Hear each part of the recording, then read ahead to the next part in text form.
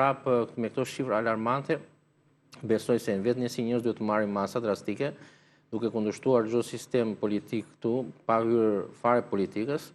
Një ndër ato që në studimet që kemi bërë ne si specialista, kemi vënë re sepse edhe nafta, edhe benzina janë shumë të keqe.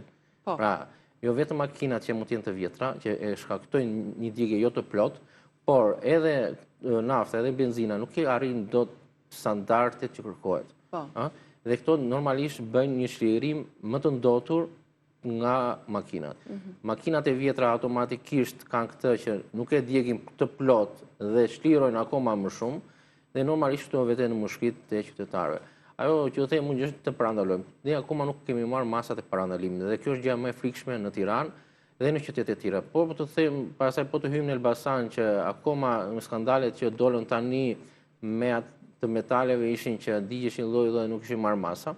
Ajo që di unë automatikisht këto nuk bëjnë matjet zyrtare nga shteti, por ka një matje tjetër që ja lën privati ti bëj dhe i deklaron siç i deklaron privati, Ministria e Mjedisit e merr. Imagjino ku jemi.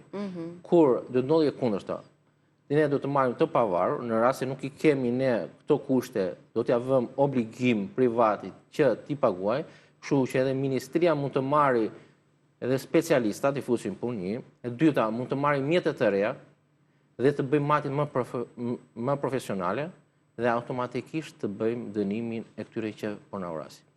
Vetëm me 2-3 lëvizje, para një kemi matje më të mira, 2 kemi specialista që mos i lëmë të ikin jashtë shtetit, por t'i mbajmë këtu, 3 apim vend e punë. Vetëm një lëvizje. Por ne kemi rënë shkurt. Ja japim privatit, privati i bën vet, ne i marrim të miqen çdo gjë. S'ke nevojë të bësh matje brenda fabrikës, thjesht bëj jashtë fabrikës, merri matjet dhe denoncoje. Kush bën? Në Tiranë janë shumë fabrika.